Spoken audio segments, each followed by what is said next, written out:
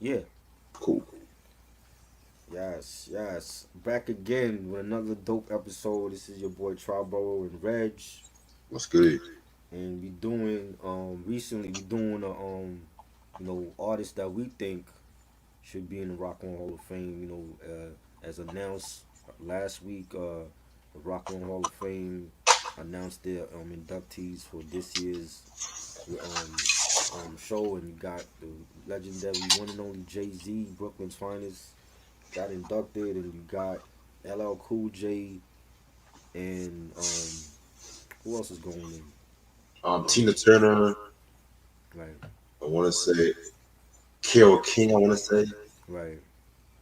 And like when I voted, I've been voting for these since they made it like open to the public, and like this year when I voted, Jay Z was like dead last in the voting. Mary J. Blige is also in the voting. She didn't make it this year. Hopefully next year. Shaka Khan didn't make it again, and she was up the last year and she didn't make it again, and she definitely has to be inducted at some point. But I was thinking, I'm like, yo, like we need more rap artists, more viral artists in the Rock and Roll Hall of Fame. It just can't be about Green Day and Kiss and people are ignoring the rap legends. So I was like, why not have a discussion where we have like a list or something about like you know rap artists or like important figures of hip hop that needs to be respected and saluted. And I thought about Nas, I thought about Wu Tang and Outkast. I'm like, yo, I'm just gonna make a whole top 10 list of who rightfully deserve to be in the Rock and Hall of Fame from hip hop. So my number 10 is DMX. Rest in peace, DMX. I Rest in definitely peace. think this dude need to be in the Rock and Hall of Fame ASAP. First, his first two albums debut dropped in the same year. Debut at number 1. I don't think that's ever been done before for a rap artist. Um, and his body of work that he left us, like every album to me was solid. And then there was X as well, and Great Depression, Grand Champ. I like. Some people don't like it, but I feel like his body, his discography was solid. His stage presence was great. I saw him live. He was definitely one of the best artists to do it on stage. He just had that presence about him, and he was like a real emotional artist. Whenever he gave the prayer, I've seen people like that cried along with him when he was doing the prayer, and he was just a real ass dude, and we lost a legend, another legend we lost, and he definitely needs to be inducted. They shouldn't even wait. He should be inducted for next year's show. So that's my number 10, and like yo, DMX definitely has to be in it. Yes, yes. Mine first choice. In terms of like label executives, I want to do it for Sylvia Robinson, Yes. who was the head of Sugar Hill Records. Mm-hmm. She was also part of the singing group Mickey and Sylvia back in the 50s. But if the reason why I put her there because like Sugar Hill Records was like one of the, if not the premier hip hop label of all time. You had Sugar Hill Gang, you had the Sequence, which was Angie Stone's group, Grandmaster Flash and Furious Five, and so on and so on. Mm-hmm. And there's been some things about Sylvia Robinson over the years, which I'm not going to get into that in this video. But at the end of the day, I feel like as a woman, especially like in the initial days of hip hop, like the late '70s, you know, she definitely deserves some talk and whatnot. Like when it comes to like label executives and hip hop. So my Right. number 10 is Sylvia Robinson. Number 9 for me is Cypress Hill, Okay. one of my favorite hip hop groups all time, and they're Latin, and I feel like they brought that Latin flavor to the game, and you know opened the doors for like Kid Frost was the first one to me on the West Coast, and the Booyah tribe. I don't know if the Booyah tribe was Latin. It might have been Samoan, but Cypress were like the ones to really cross over in mainstream and open to a wider audience, and being on Lollapalooza tours and Smoking Grooves tours, and I remember all those tours they were on, and they had like people doing having mosh pits while they were performing on stage, and it was crazy. It's like the same type of crowd that Nirvana had or Smashing Pumpkins had, Cypress Hill had, and they just had a wide audience with their music, coming from Southgate, Cali, and I've always loved their sound. Like they Muggs is a white dude, but he had like that boom bap sound, and they were like a West Coast group. You listen to their first album in '91, the self-titled joint. Hand on the pump and how I could just kill a man. That sound like East Coast boom bap. You know what I'm Yeah, saying? There was nothing gangster rap about Cypress Hill. Like they had every album had that boom bap. Black Sunday as well, and Temples of Boom.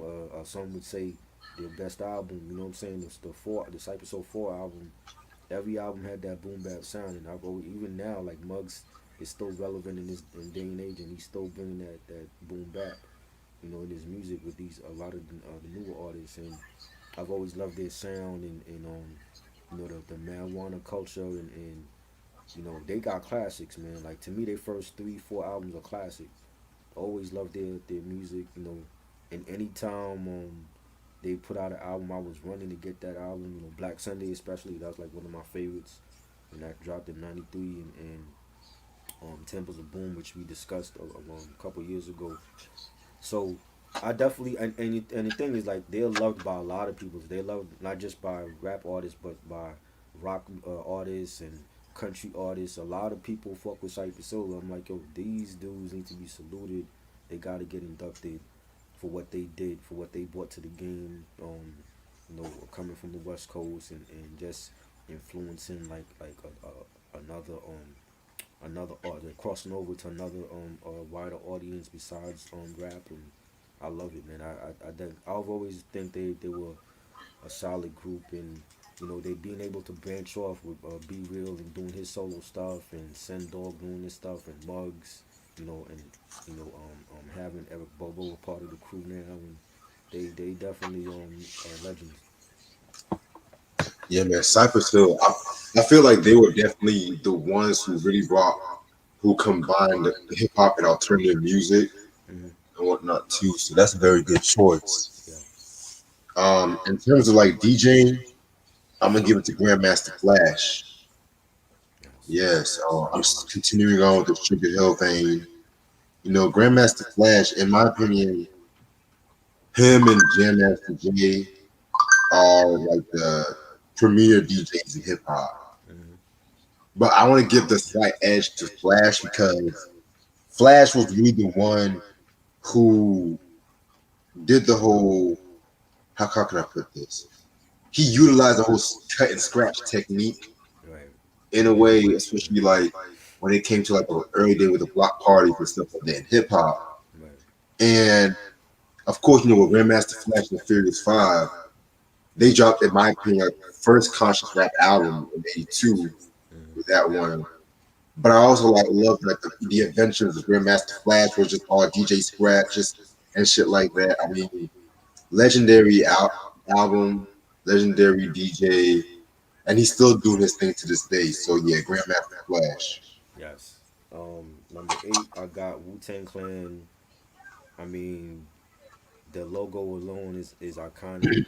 For what they did in the game with 9 MCs, all lyrically sharp and gifted, and all had solo albums and branching out and getting, a label deals from different companies for each member. It was unheard of at that time, and they really changed the game with that whole crew, and having one of the best producers all time with the RZA, being spearheading the whole shit, and you know not only dropping classics for the clan, but dropping classics for the members like Raekwon. Cuban Link is right there to me with Illmatic. Like, what I'm saying? It's a holy Bible for me. Ghostface, Iron Man, Supreme Clientele, Jizzle, Liquid Swords, Method Man, to Cal 2, um, uh, Capadonna, the Pillage, ODB first album. Like, RZA was responsible for all of that shit, and he in himself should be inducted. but the clan got to be inducted because again, this is a group coming from hip hop that was respected by other genres. A lot of rock artists fuck with them. They were on those same tours with Cypress Hill, Smoking Grooves tours, Lollapalooza, Rock the Bells, all that shit. You know what I'm saying? And you know, they were definitely influential and still influential to this day. I'm happy to see the resurgence of them. I felt like there was like a little lull with the crew like in the 2000s, but Ghostface kept them relevant with his projects, and having Method Man branch out on his own and do his own thing in Hollywood, and RZA scoring movies with Quentin Tarantino, and they remained relevant, and it's all coming back around again, and have them having they documentary and they Hulu series, and seeing all the love from the fans again, the same way it was back in the 93, 94. And it's beautiful to see, and they got to get inducted, like first ballot Hall of Famers, and they need to be inducted next year. Like, let's not wait 30, 40 years. Like, 25 years is the is the is the max. They need to be inducted first ballot. The first year they eligible, they should be inducted, in my opinion. And just a talented rap group, and they definitely, to me, were like some of the biggest game changers in hip hop, as well as NWA, and you know um groups like that, Public Enemy, Beastie Boys, but they definitely right up there for me. And yeah, they gotta get inducted. Yeah, definitely agree with you about that. All right. In terms of impact, I'm gonna have to go with Run DMC. Nice. I Now, thought they were in it already. oh, shit. Yeah, they in it. Ah, fuck. Okay, Grandmaster Flash is in it. Ah, fuck. Oh, Flash is in it too. Yeah. Okay. Okay. I'll tell you what. I'm gonna name somebody on my list. I'm gonna rearrange my list while we go, Okay. but I'm gonna go with Salt and Pepper. Nice. They're And not in it yet. nah, They Oh yeah, they need to be definitely. yeah. Okay, Salt and Pepper, first female hip hop. Well, let me scratch that. They weren't the first female hip hop group. Hmm. That honor goes to the Mercedes Ladies. However, they were the first female hip hop group to go like gold and platinum, so that counts for something, of course. Right. Mercedes Ladies were the first female hip hop group on wax. Hmm. Wait, hold up. That was the sequel. Excuse me. I'm tripping. All right. But Salt and Pepper, we've talked about them a lot recently because of the movie, the whole Spinderella controversy or whatever. But Hmm. let's not forget that these were ladies like before TLC. They were promoting the whole safe sex, whole Right. femininity. But at the end of the day, um, as credit to Salt and Pepper's success, you got to give it up to Herbie Lovebug too, Yeah. and Shaletta that witch. And it's funny because I was watching a recent interview with Kid for Vlad Mm. TV, and Right. they were talking about the movie. And I think Vlad said that he's trying to interview Herbie because he feels like, oh, he's being villainized by the movie or whatever and shit like that. But they say he dropped the face of the earth because they can't find him anywhere, and I can't find like a recent picture of what he looks like either. So, but back to Salt and Pepper, definitely that whole party hip hop. They were very influential with that. Everyone knows the song "What a Man." Yes. The whole "Very Necessary" album alone is iconic. So, Yeah. yeah, definitely a very dope joint. All right, number seven, I got Outkast. Definitely to me a first ballot Hall of Famers, Big Boy and Andre Three Stacks. I've seen this group in concert. They put on a hell of a show in New York City with the Dungeon Family, one of my favorite concerts ever. And again, another flawless discography. Southern Playalistic, AT Aliens, Aquemini, Stanconia. Speaker Box Love Below. Some people love it, some people hate it, some people. I love Below more than Speaker Box, but they have a flaw. They have a strong discography, a great one of the best rap duos of all time, in my opinion. And everything that they did was gold. You know what I'm saying? song they were featured on. You know, they were doing movies and stuff like that, and clothing lines, and bringing out their own artists, and they to me, having two different styles, in the same group, and branching out, and both of them being successful in their own right. They definitely first ballot Hall of Famers. You know what they've done for Atlanta hip hop at the time when, back then, a lot of people that was coming from those hoods in Atlanta, they they they felt like Chris Cross wasn't representing them right in the rest of the development, and they were from Atlanta as well.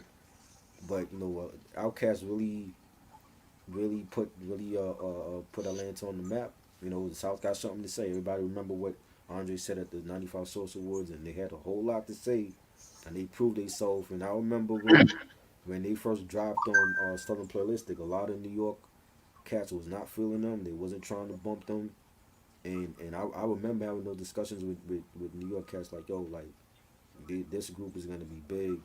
I feel it. They different. They on some different shit, and the rest was history. And I think for New York, they didn't give them the props until AT Aliens dropped. When Elevators dropped, that's when they started looking at them differently, and they started getting that respect from New Yorkers. And um, it's been great, man, just to see them evolve from the first album all the way to where they at now. We definitely need a new Outkast album. Everybody's been saying that forever. I don't Uh, know if it's ever gonna happen, but we definitely, before they retire or before they go into the Rock and Hall of Fame, they gotta give us one more album. They do that for the fans. We deserve it. They owe it to themselves, and to me, they first ballot Hall of Famers. They need to be inducted again next year as well, just like Wu Tang and some of the other artists I mentioned. So Definitely a good choice for Outkast. yeah. At this point, I give a fuck what Outkast is. I'll be real with you. Hmm. This might be a controversial choice. Hmm. In terms of marketing, I'm gonna have to go with MC Hammer. Ooh, Hammer. Okay, Now, before you guys unsubscribe to That Ain't Right on my podcast, let me explain. that won't happen. Yeah, because even though we'll get more subscribers, but fuck it. Yeah. We got to look. I fuck with Hammer. I was a big Hammer fan when Can't Touch It came out. Like before that, I used to see Hammer on Young TV Raps, and he had turned his mother out. And I was like, he okay. But when he dropped Can't Touch It, I'm like, oh my god, that song blew up all over the place. That was like the biggest rap song in the world at that time, and I did get that Please Hammer that Please Hammer Don't Hurt Him album, and Too Legit to Quit. Even though I don't like Too Legit, but I was a big Hammer fan. I thought he was one of the best artists with um with live performances on every show, on Arsenio, on all the award shows. He had a lot of high energy, and everybody in his crew was doing something on stage, and that's something we don't see no more. We don't see rappers giving us performances, and Right. Hammer did that, and Hammer did it like the best to me, and I watched, I got up on Saturday morning to watch Hammer Time on ABC, so I was a huge Hammer fan. Yeah, man. Um, my thing with the whole Hammer thing, this is my thing. Personally, there's certain songs I like from Hammer, certain songs I don't like from Hammer. Same, I wouldn't really call myself a huge Hammer fan, right? but he's someone in recent years I've had more respect for because the way how he marketed himself, y'all motherfuckers were dissing him, Hmm. but at the same time y'all were trying to do what Hammer did. Exactly.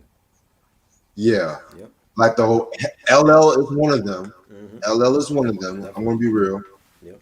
Um, I feel like he definitely bridged the gap between like soul music and hip hop because of the fact that he was one of the first cats to give respect to like James Brown, Right. inviting him on stage, Rick James too, like the people who he would actually sample and shit like that. You know what I'm Hmm. saying?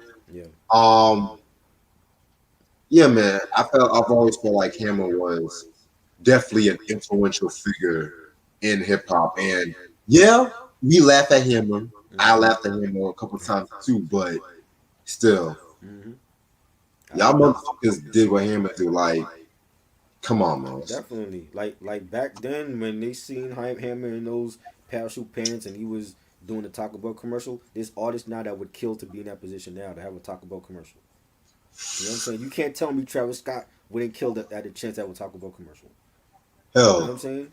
when Hammer was dancing for KFC, y'all niggas were clowning him. Right. Years later, Mary J. Blige was doing Mm-hmm. the talking chicken, all that shit. Y'all Exactly. remember that? Exactly. You know what I'm saying? This man did a song for the Adams Family movie. You know what I'm saying? A lot of artists would do a song for a big film like that right now. You know what I'm Mm-hmm. saying? If they said they were doing you know what's what's the cartoons Rick and Morty?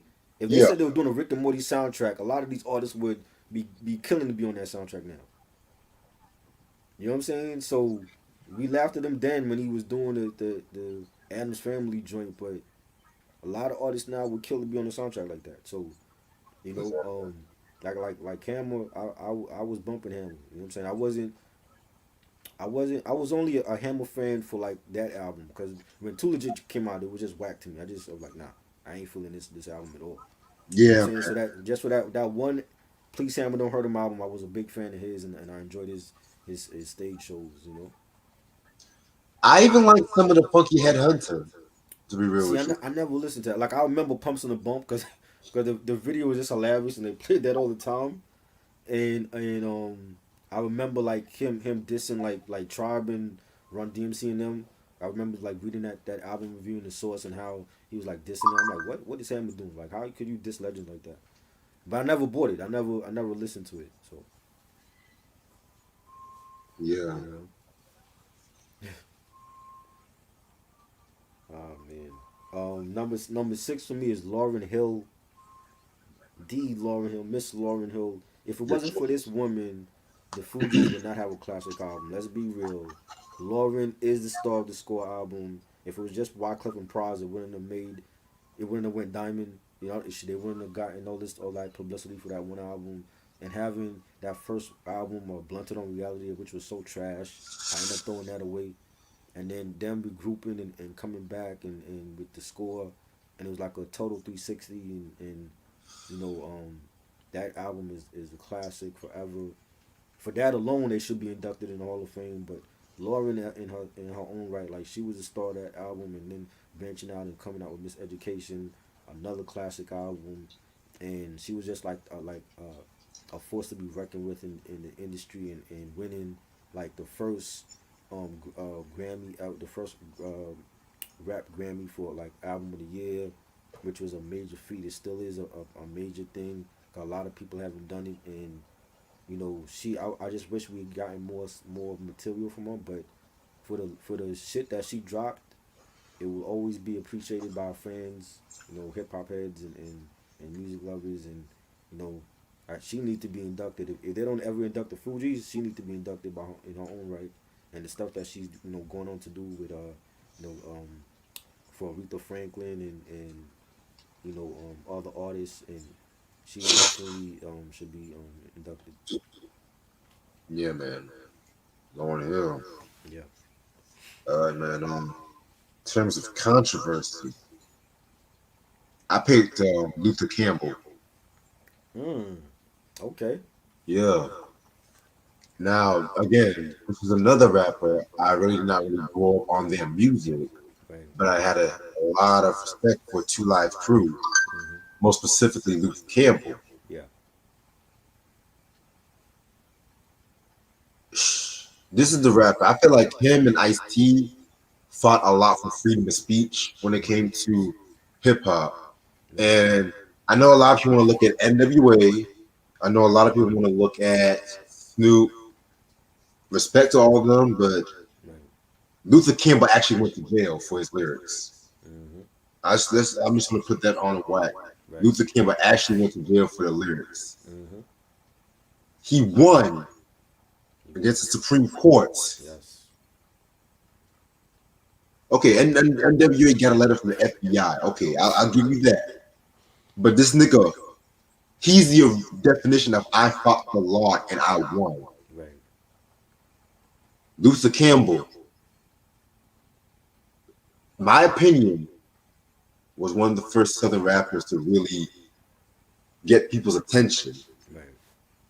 like them and the Ghetto Boys too, like way before Outkast. Like I love Outkast, but it's like when people talk Southern hip hop, it's like they start with Outkast Okay. and they forget about everybody else. Right. Like hell, they even forget about TLC, and it's just like god damn. Yeah. But yeah, man, Luther Campbell, definitely one of the greatest innovators in hip hop history. This is a nigga that went up against some of the giants of hip hop, like Run DMC, Hmm. Kid and Play. Hell, they even went up against like Eric B and Rakim. Read his book and shit like that. That's all I gotta say. But yeah, man, definitely a very dope influence in hip hop.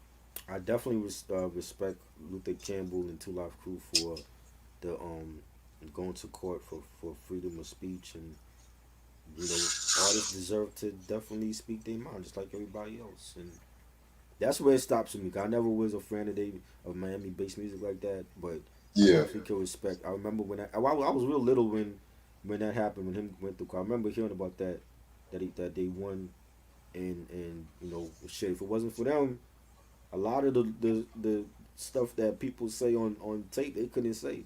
They wouldn't be able to say. I mean, hell no. we've discussed different albums like Onyx Back the Fuck Up, but they said a lot of crazy shit on that album. Big L on this first album, he was like attacking gays left and right on that album. If it wasn't for Luther Campbell, they wouldn't have got away with the shit that they got away with. Hell no, man. So I salute to him for that. You know what I mean? And I don't know how like what's the temperature with the fans and Two Live Crew now in this day and age, but for that alone he should be inducted. So Yeah, and mind you, he actually was one of the reasons why Jack the Rapper, yeah, you know, him and Death Row, man, he actually went up against Suge Knight, man, too. mm-hmm. Like, Yep, shit, this nigga was like, y'all ain't gonna keep talking shit about me on record and shit, getting away with that fucking shit. Like, right, you know, it's crazy. Just the way that whole chronic intro was just bananas, yo. I remember hearing that shit like for the first time, like, what the fuck am I hearing? what up, Luke, little biatch? Yeah, I'm like, yo, this shit is raw. This is gangster rap. I want more of this. You know what I'm saying? Like, I didn't hear that. I've never heard that shit on no other album. Like, and I was and West Coast hip hop for me at that time was like, Digital Underground and Yo Yo. But when I heard that, I'm like, oh, this is gangster rap. Okay, I fuck with this shit because we Mm. wasn't getting that type of energy on the East Coast. So Yo, I saw a dope YouTube comment before I let you go on. They were yeah, talking about niggas for life, and mm, they were talking about how niggas for life was like the book one, and the Chronic was like the sequel to yeah, Niggas for Life, I and agree. Donkey Style was like book three and shit. I agree. It was raw, and Gosh, I think that was like the appeal of it because we didn't hear shit like that on no album before, and it was the production and the songs and the features. It was just like out of this world. I'm like, damn man, like that's what makes timeless albums like that. You can go exactly. back to and play that like it's the first time and never get disappointed. You know. Like niggas was trying to make beats like Dre until RZA came out and shit. Right? You know what I'm saying? And that shit was bananas. I'm like, they dissing Uncle Luke like this? I never heard no shit like that. But That's Loki, they crazy. were saying some suspect lyrics too on that Dre. Right, you know what I'm saying? Chin checking and fuck With Easy my E was nuts on your catching it. I'm like, pumps, damn, like y'all back ganging up on Easy E too? Little Easy? Holy shit. Like no Vaseline wasn't enough. They was like, yo, we making Dre Day, we going at these niggas. I'm like, yo, I fuck with this shit, man. For real, that you didn't get that on Death Certificate, and that was like my introduction to gangster rap. I'm like, this shit better than Death Certificate, you know. whoa. Uh, As far as so like the raw, I mean what as far as like the rawness and going at motherfuckers, we didn't hear that shit over here like that. Uh, that certificate, it got the JDL's attention though. I don't Yeah, definitely. Yeah, I love that cube for that era. You know what I'm shit. saying? But when I heard Chronic, I'm like, yeah, Chronic took it up a notch. I'm like, yo, this shit is banging. You know what I'm saying? And that's coming from a dude that didn't grow up on NWA. So when I heard that shit, I'm like, oh, okay. I could see why niggas was not was banning NWA and shit. You know, that shit was crazy. Yeah. So number five. Speaking of the whole little Death Row connection. I got Puff Daddy on the list. Okay. This might be controversial because Hey, we know how we feel about Puffy now. You know how I feel about Puffy now. You know what I'm saying? But fuck. this man did a lot for the culture and for the game with Bad Boy Records and being a remixer at one point and a great he was a party promoter at Howard University back in the day and then went to Uptown and became he was like the assistant to Andre Harrell. Rest in peace to Andre Harrell and discovered the acts like Jodeci and Mary J. Blige and Father MC and just gave them that whole look, that whole swagger and they blew up and you know discovering Biggie and Craig Mack, two heavy hitters at Bad Boy in the same label at that point and Faith Evans and Total and Carl Thomas, the list goes on. He did a lot. I was like one of the best labels at that time, and having that whole Bad Boy versus Death Row, East Coast versus West Coast. Everybody knows about that. We don't have to get into that. It was great times for music, but it's also bad times as well. And for what he's done and being on so many other people's projects and gave other people hit records, you know, we know what he's done and um, I think even though like I can't stand him now, I still feel like he does deserve to be in the Rock and Hall of Fame. And again, he's one of those artists that is well respected by a lot of other artists in different genres. Rock and roll and pop and R&B and country music. Everybody had fucked with this dude at one point, and you know he definitely for his contributions at that point definitely needs to be inducted. But I still think he's a piece of shit. But yeah, but we're gonna recognize him for his past work. I mean, yeah, I don't feel like it's a controversial choice because It is to some people. I mean, because I know how the hip hop heads now don't care for him. So mm, you know what I'm saying? Like the whole bling era and everything. A lot of hip hop heads that were against that whole bling era. Even now, they felt like it messed up rap. You know what I'm saying? And to a degree, I do agree with that.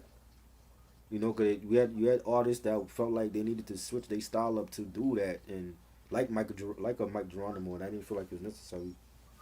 in all honesty, the whole bling jewelry era it's been prevalent even before Puffy and shit too. Yeah, but he I he was like the poster child for it, like the shiny suit era. That okay, was him. You know yeah, what I'm saying? And even then, it was like um a true hip hop head didn't get caught up. Like I didn't get caught up in that. Like I knew what it was and it was commercial and all that, but I always had the balance of mainstream and underground. So I didn't always go chasing the mainstream and what was coming out. Cause to me, like the underground and the unheralded cats like OC was dropping fire and they never got their recognition because of you always said a Bad Boy record out that was running that was all over the charts at that time. You know what I'm saying? So for his contributions there, I give it to him. Like if you talk about now, he's not relevant no more. But I think for his past contributions to the game and signing one of the best MCs of all time with Biggie Smalls, I definitely would put him in the Hall of Fame. got you. But I'm not like running to make a case for him compared to like if it was Nas. You know what I'm saying? So yeah, I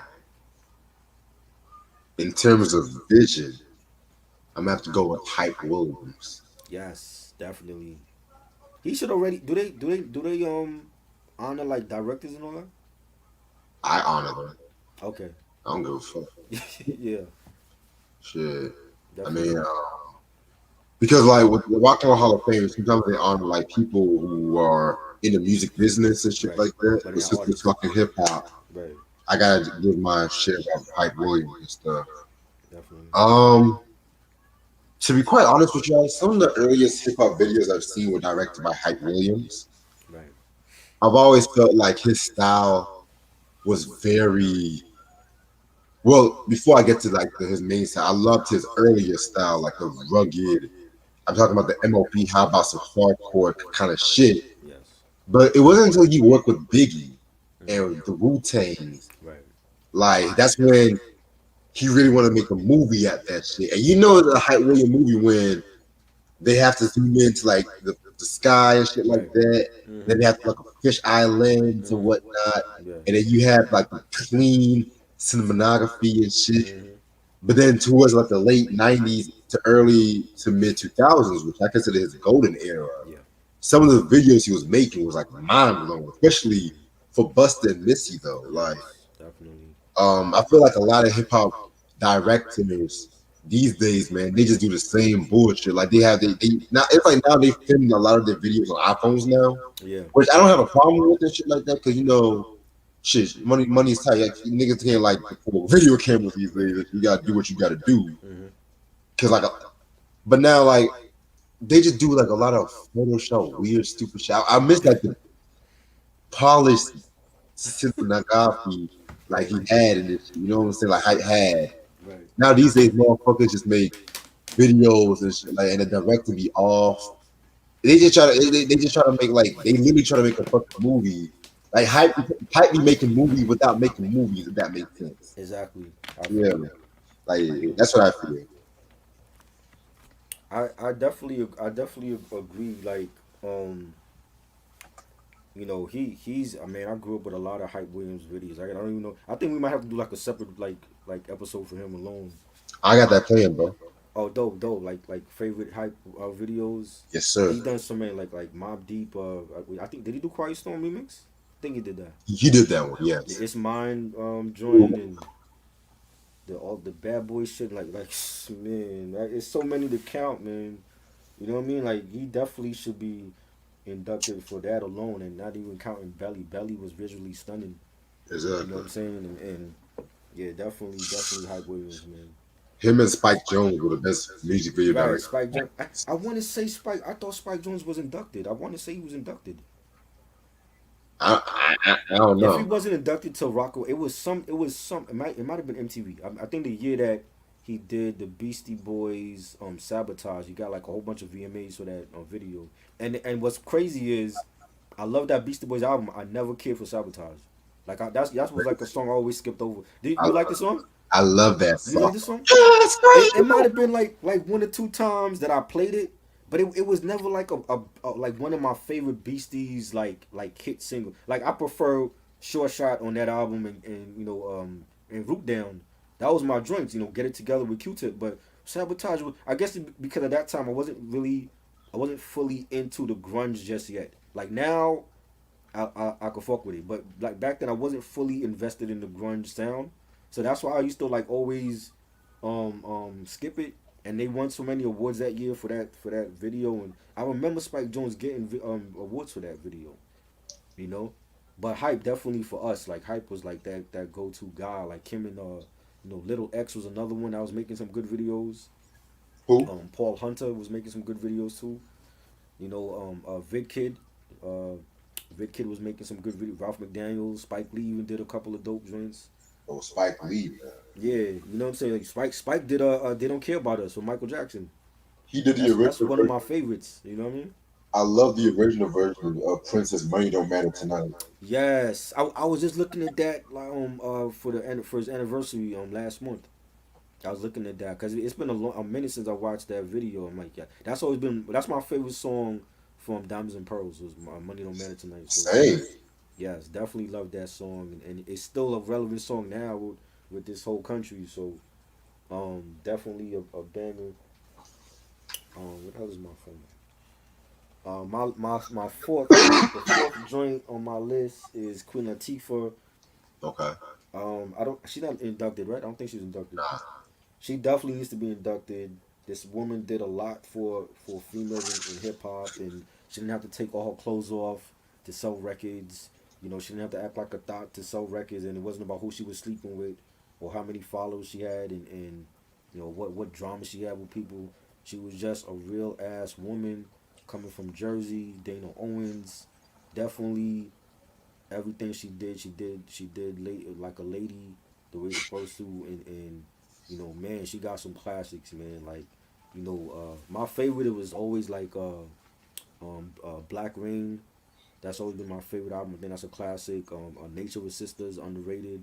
Even the first album, All Hail the Queen, I think that's a dope ass album. Um, and then like she started like doing like the singing thing, and she did that well, and the acting. And I watched Living Single was like one of my favorite shows on Thursday nights. Right after Martin, at 8 o'clock it'd be Living Single at 8:30. Then 9 o'clock New York Undercover, and I never missed that. That was like one of my favorite shows growing up in the '90s. And she was I've seen most of her movies like Bringing Down the House with Steve Martin. I like that one. And the movie she did with Common, was it Just Right or something like that? Yeah. That was a good film. And even now, like I watch her on the Equalizer, the rebooted show, and that's a good show. And I think they greenlit that for the second season. And she's just always been a class act. She had a daytime talk show, and had a Slavery Unit Records with Shaquem. Brought out Naughty by Nature, another one of my favorite groups of all time. They need to be inducted as well. Um, she just did everything with class and respect, and did a lot for females in rap, in a male dominated genre where we don't have a lot of great female MCs. It's more about how they look, and she definitely should be inducted, her first ballot.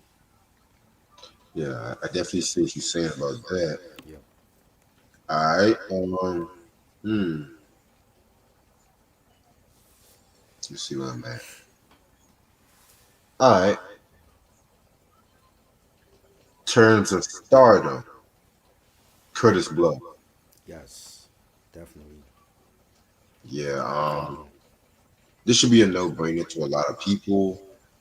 Curtis Blow was really like the first rap superstar, first rapper to appear on Soul Train, Right. first rapper to sign to a major label, first rapper to get a gold record. I don't think he got a platinum record. I think it was just the first rapper to get Oh a gold. yeah.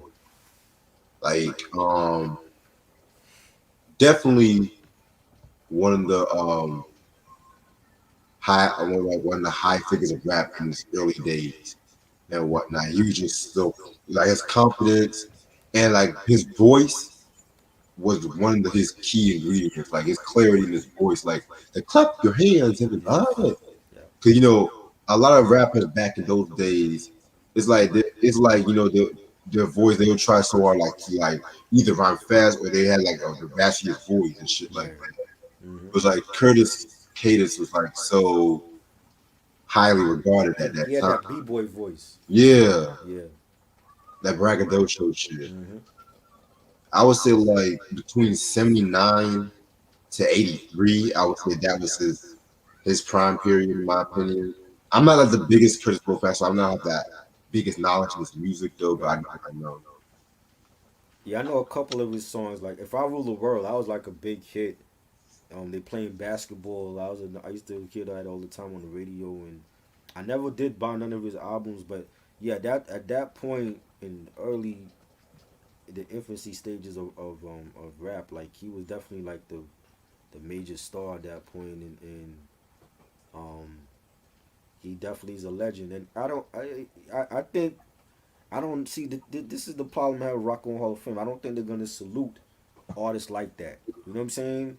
Nah, I feel like the hip hop museums have to honor an artist like that, or like a Treacherous Three, or you know what I'm saying, or even a Grandmaster Flash and Furious Five.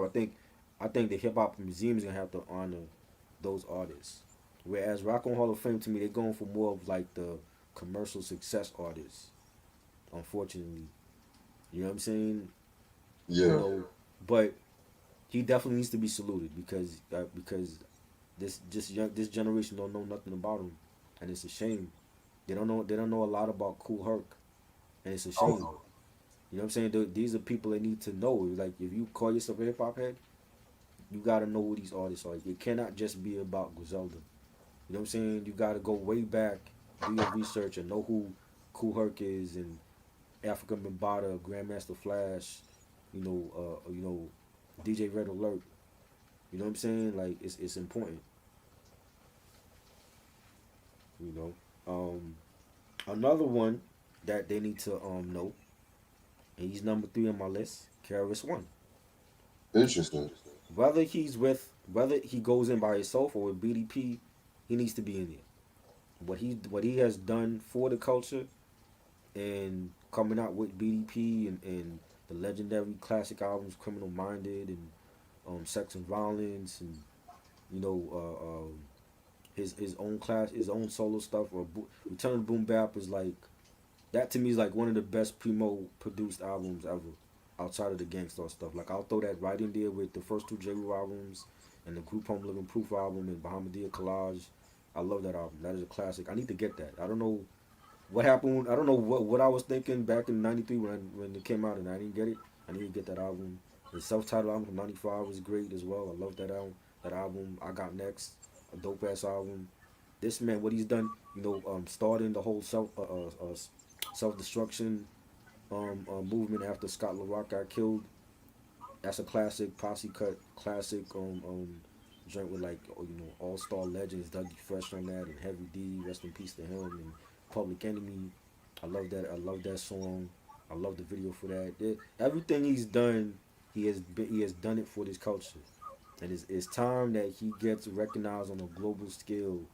You know what I'm saying? And I think Rock and Hall of Fame would be the perfect platform for him to finally get recognized the way he should be. You know what I'm saying? I feel like Yeah. it's only the hip hop community that give him his props. Outside of that, mainstream America they might have issues with him, or either he's done something, or things that he said in the past that piss people off or whatever. He has to get saluted, and that's why I got him high on our list because Karis One he has to get saluted, and he needs to be in the Rock and Roll Fame. He's a legend. You know what I'm saying? In every shape and form of that word, he is a legend, and that's just how I feel. Like he has to get inducted. Yeah. Very well said. In terms of lyricism, Big Daddy Kane. Yes, I Yeah. definitely agree with that. I had to pick at least one member from the Juice Crew. Right. Molly Mall was a close call, but I felt I should have gave it to, in my opinion, Hmm. the premier MC. Yeah. Sorry, Shan, but yeah. Right. 'Cause I don't know, Kane. Whenever I think of the Juice Crew, I just always think of Big Daddy Kane first and shit. Hmm. Like the dude, very in my opinion, put Brooklyn on the map and stuff like that. It's like the image, the high top fade and the dancing. He was dancing before Hammer, y'all. Hmm. He was dancing way before Hammer. Let's Scooby just Scrap Lover. He had his own dances right. in tow, doing And all the tell dance, all the hottest dance moves at that time. You don't see that exactly. no more. Drake ain't doing that. Like check out the performance he did on Rap Mania and shit like Hmm. that. Y'all know what I'm talking about. Right. But I really want to put Kane up here, not just for his live performances, because him next to Rakim, Karis One, and I would even throw Cool G Rap too, Right. introduced a new age of lyricism in hip hop that Hmm. was echoing away. I mean, exiting away from like the Run DMC, Curtis Blow era and shit like that. And I've always felt like when it came to Kane, he was definitely one thing I liked about him was when he rapped, he would just say rhyme after rhyme and we would just blow. It's like Rakim would blow your mind just how lyrical he was. Right. Kane would blow your mind just how he rhymed his words, if that makes sense. Oh yeah. And I felt like as a writer, he never got the credit for it, in Right. my opinion. Right. And that's why sometimes I would even say Biz Marquis going off. Hmm. I would say that's sometimes a Big Daddy, an unofficial Big Daddy Kane album. He wrote for Biz Markie on that album. He wrote the whole album. Oh shit. Yeah. I didn't know Biz Markie had ghostwriters. Oh, yeah, Biz had those writers. Yeah. Oh wow. I mean, he did some writing too, Hmm. but in his earlier, like he had like Kane write for him. I think um TJ Swan wrote for him, if I'm not mistaken, but I could be wrong on that. But yeah, he wrote for Roxanne Shante too. Oh wow. She had ghostwriters too. That Yeah. wasn't that wasn't in the movie. I don't remember that in the Netflix film. Yeah, Marley Marl wrote Roxanne's Revenge. I Hmm. didn't know that. That's why I like. That's why I gotta talk about that movie because I don't like that movie. Yeah, I felt like it didn't really respect her legacy. To be honest, they right. left out a lot of shit. Um, what else did Kane do? And whether you love him or hate him or not, he also bridged the gap between R&B and rap. Oh Lord. No, no, Unfortunately. let's. That's why I said love him or hate him for that. Because I'm sorry, watching All in the Family, but Mhm.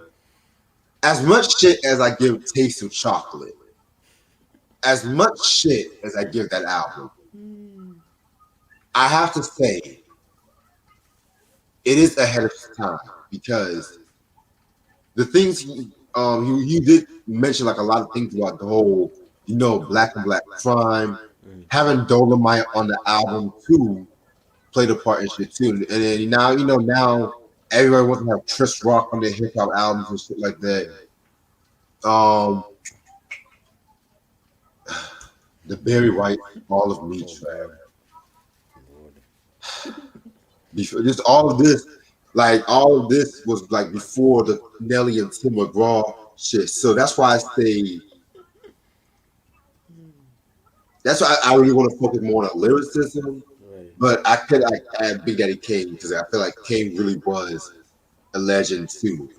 And I actually met Kane too. So shout out to That's Kane. dope. I That's always been the problem I have with King. One of the best lyricists all time, easily top five, top 10 on my list.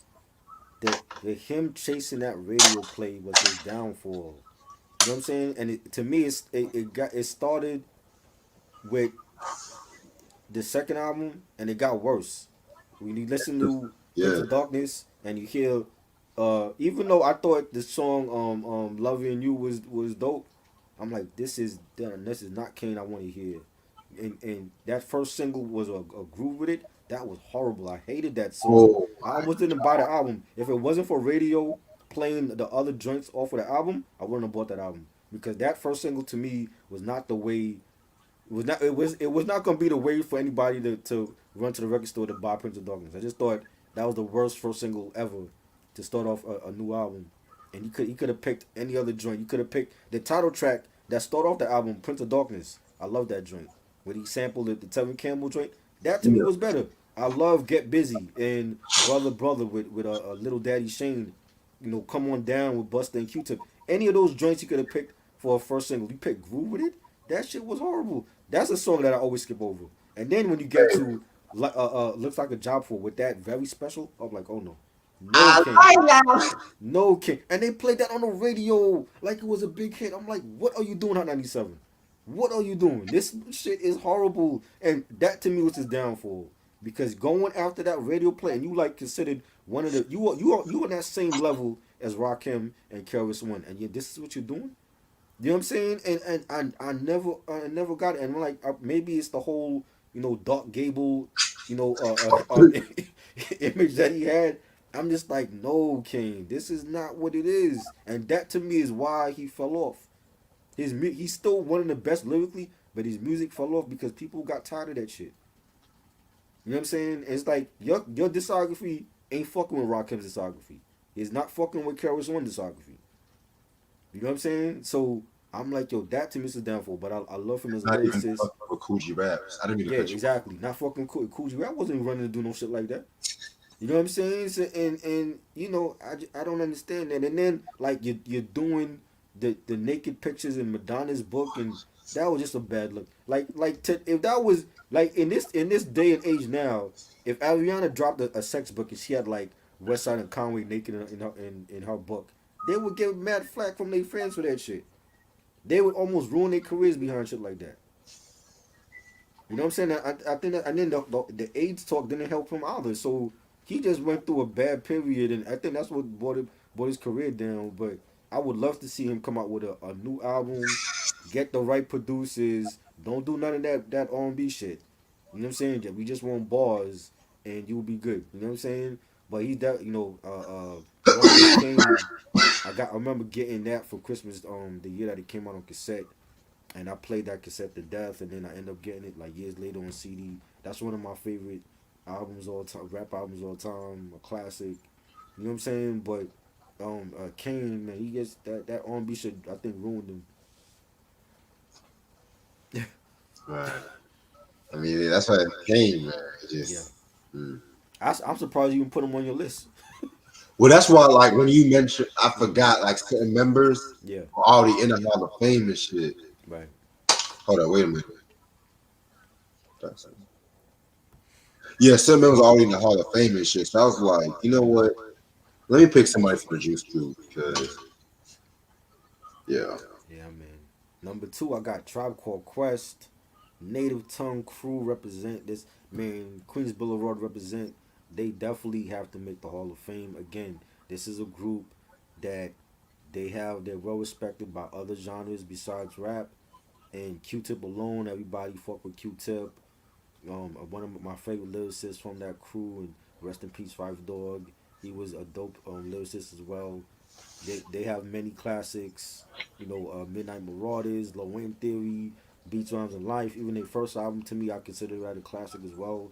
Um, they just had they just were impactful all around, as well as De La. De La need to be inducted as well, but I didn't put I put Tribe over De La, but both of them to me need to be inducted from the same crew, and they both were influential and impactful in the genre, and just bringing out dope ass hip hop all the time, and you know they got to get saluted, man. Definitely, I would love to see Tribe and De La in the Hall of Fame. Yeah, man. Yeah, I have three more left to choose. Yeah. So, in terms of underdog, Missy Elliott. Yes, definitely. Now, I'm gonna give you all a little history lesson. Missy been in the game longer than one thinks. Right. A lot of people just want to think that she was working with Timbaland, but she had an R&B group called Sister. Sister, yeah, Yep. I remember them. Yeah, I also remember she also wrote Raven Simone's hip hop album. Right, I remember that. The reason why she didn't really break out because people didn't want to see like a dark skinned big girl and shit like that. And they underestimated her talent, so Mm, she worked on songwriting talents. Then she worked with Devontae Swing. right. Then the Basement Crew. That's when she met Timbaland. Mm-hmm. The rest is history. And I felt like with Missy Elliott, I could also say visionary too. But I also felt like she never, in terms of hip hop, I feel like the hip hop community don't really give her prop. I feel like she gets more accepted in the pop community. I agree. And she's one of the few rappers that I can honestly say goes through that. Because like when people love Super Duper Fly Yeah. and shit like that. But at the same time, people was not like the Missy So Addicted album. So they I just said, love oh, that. that's too I love that. poppy. I was like, a lot of the shit Missy does, Mm-hmm. Nicki Minaj is doing it now. Mm-hmm. Because Nicki was very influenced by Missy Elliott. A Yep. lot of people just want to say Lil Kim, but Mm-hmm. Nicki went on this record saying that she's influenced on Missy. Man, But that's why I would say Missy Elliott and shit too. definitely, and especially when Lauren Hill like left the game, I think Missy picked up the ball and ran with it, I and agree. she was like the leader in the 2000s. Like she was the head bitch in charge. You know what I'm saying? And nobody else was touching her. Not Eve, not Trina, not Jackie O, and nobody else that was coming out was touching Missy. Missy had the throne all to herself, and she dropped many classics. And I ran to the store to get So Addictive when it dropped. I'm like, cause I was already a huge Missy fan. Like her first three to me are like her best stuff. You know what I'm saying? Under Construction was a solid album as well. The Cookbook was solid. I think she got a flawless discography as well. You know what I'm saying? I don't. There's Same. never been an album that I thought was whack from her. Like every album is different from the last, and she had major hits on all of those albums. And the stuff she's done for like other artists like 702 and SWV, Aaliyah is like, man, she's a legend. She definitely needs to be first ballot Hall of Famer. You know what I'm saying? And going through her sickness and having Graves' disease and then still coming back years later and dropping more heat. She definitely is a Hall of Famer to me. I You know? agree. So I definitely feel like Timbaland was in his bag at that point. That's when he was great. You know what I'm saying? Like when he was doing all those Missy albums and the Genuine shit, the Leah shit, Player, you know what I'm saying? Justin Timberlake. I'm like, yo, Timberland, who fucking with Timberland? Other than Pharrell, who fucking with him? You know what I'm saying? Like he was in his bag of that, but that's the Timberland I miss. You know what I'm saying? And if it wasn't shit, if you don't have Missy, if you don't get Missy, you might not have Timberland, and vice versa. If you don't have Timberland, you might not get Missy. I agree. They were like a dynamic duo, and everything they were touching was just platinum, and I love her, man. I love her, and I want to definitely see her get inducted, man. She deserves it. So number one for me is Nas. That is not no surprise. Jay Z got inducted this year. I need to see Nas get inducted next year. It's only right. And this man came out technically before Jay Z with albums, so I definitely want to see him inducted. Illmatic is a hip hop bible. Everybody respects that album. If you're a hip hop head or music lover or casual fan, everybody knows that album. My mother knows that album. Everybody knows Illmatic. You know what I'm saying? I that's an album I can play any day of the week and not get tired of it, even now after all these years. And he is the God MC to me. Like Rakim is there, Nas is right there with him. This is Rakim 2.0. Like this man has many classics. It was written in fucking Stillmatic. I love I Am. That's slept on. Godson slept on. All the shit he's done with Mob Deep and CNN and QB Finest and him and Mob Deep put like Queensbridge on the map. Like if it wasn't for them, they wouldn't even be known like that. You know what I'm saying? And you know he's a legend. We must salute this man before he's no longer here. I want to see him inducted next year. Jay Z got inducted this year. Now it's Nas's turn. It's only right. I agree. Got to be in there. I want to see it. I did enough with this whole rappers shouldn't be inducted in the Rock and Hall of Fame bullshit. Like fuck Gene Simmons. Nas is a rock star in every aspect of the word, coming from Queensbridge and blown up to where he is now. He got his own documentary on Illmatic, doing big things with Mass Appeal Records. I think he just signed a new deal today. I Yeah. heard with Sony or something like that. Yep. Like this man is still making records in his age, yo. Like who's doing that? Run DMC ain't even making no more records. You know what I'm saying? Nas is like damn near 50 years old and still dropping heat. So yes, he needs to be inducted now. I want to see it happen. Let's go, Rock and Hall of Fame. Induct him right now. Next year, he should be the first one on the ballot. Fuck everybody else. Put Nas number one. Need to happen. He said, You know. in terms of the crossover, Naughty by Nature. Yes, definitely. Yeah, I know you mentioned Queen Latifah, Yeah. so I was like, I got Naughty by Nature definitely. Yes. I'm gonna be real. I've always felt Stretch was a very influential MC in his own right, Right. cause this nigga right here was one of the first rappers to really like have tattooed. One of the first rappers to first shirtless, like the Mm-hmm. multi-syllabic shit. One of Eminem's influences too. Right.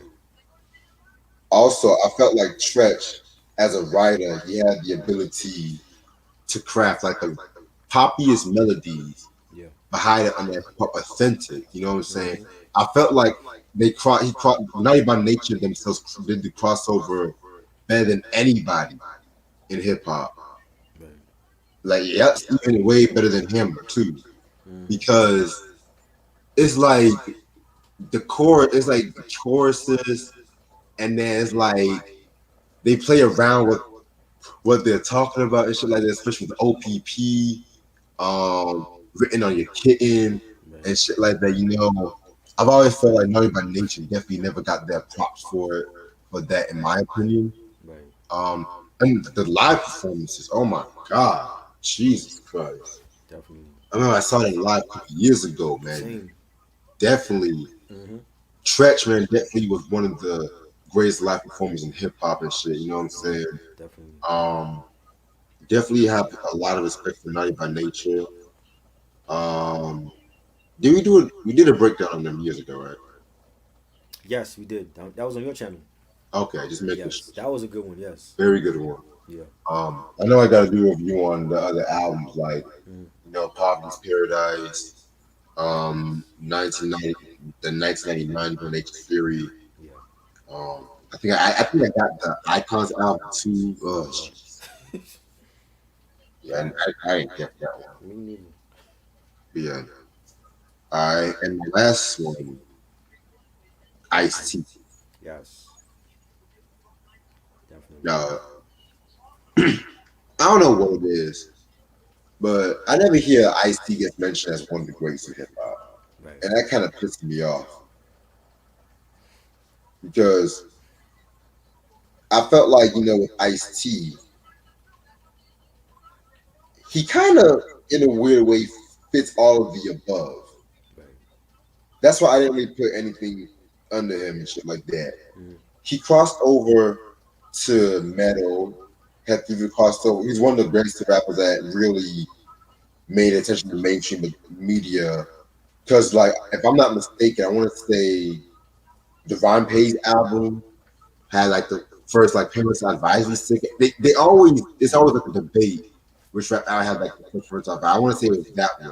Right. They said some of these lyrics are it wasn't the official parental advisory sticker. Mm. Um, I've always felt like as a visionary, he made a video for all of his songs on his album way before Beyonce. Right. OG Original Gangster is a visual album. I don't care what nobody says. I want to repeat that OG Original Gangster is a visual album. Mm. And I also want to say he has a different lyrical side, lyricism side than anybody because I've heard a lot of people say, "Oh, Ice T is not lyrical. Ice T has a weird flow and shit like that." But it's just he has his own style. Like, yeah, the first two albums he was a little shaky on certain songs, Right. even though I love Power. Mm. But the Iceberg album, oh my god, no one talks about that joint right there. That's a No. very dope album, in my opinion. So, yeah, man, I gotta go with Ice T. Yeah, he definitely is a legend. I know some of his songs. I never like listened to a lot of his albums except for OG. OG to me is fire, one of his best. Um, Colors. I remember when Colors came out in that movie, and I remember watching that film. And Cop Killer. I think for that alone, he could get inducted just for that song, because that song caused so much controversy over the years, and the whole Rolling Stone cover with him dressed up as a cop on the cover, and Yeah, he finally got his first Grammy after all these decades this past year, which is crazy. You know, I'm more familiar with like the acting stuff. I've seen him in a lot of films, some good, some bad. Like Leprechaun in the Hood was terrible. oh god. But just being a fan of New York Undercover and watching them, play JC's nemesis on that show, and killing JC's girlfriend at that time, and making his life a living hell on New York Undercover. That was great. Of course, the Law and Order. He's been on there for like 20 something years. I never thought I would see him as playing a cop on a cop show, and he definitely is a legend. He definitely should be saluted for his acting as well. You know what I'm saying? So I agree with you on that. New Jack City, one of my favorite hood films ever. So you Don't nobody know nothing. know. You know what I'm saying? Yeah. Mhm. Crazy. This is a dope idea. Yes, definitely, man. You know what I'm saying? So yes, this is the you know people who we think should be artists and influential people in hip hop that should be inducted in the Rock and Roll of Fame. So let me know down below your comments and who you think should be inducted, who you think shouldn't be inducted. Like, comment, share, follow, subscribe to the channel. Danny Rap Podcast. It's your boy Tribo and Reg. And I'm gonna definitely drop this probably like on Sunday. I'm gonna drop this joint. So yeah, I was thinking about doing it. I'm like, yo, I've never seen nobody discuss this, and then like let's do something different. And I want to discuss artists who I think should be inducted, and these are the artists that I think should be inducted. So, and there's many more too, but these are like the main ones. So I this is dope right there, man. Like fuck the Hall of Fame and shit. yes, for real. And if they don't get inducted in the Rock and Hall of Fame, they still Hall of Famers to me. They need to be saluted in our hip hop museum coming in 2023 when that shit is built, and have a place for all of them in that motherfucker. So I agree. you know, yeah. So this was dope. I'm gonna definitely holler at me though. Bro. All I'm gonna right, say some shit later on, bro. all right, cool. Peace. Peace.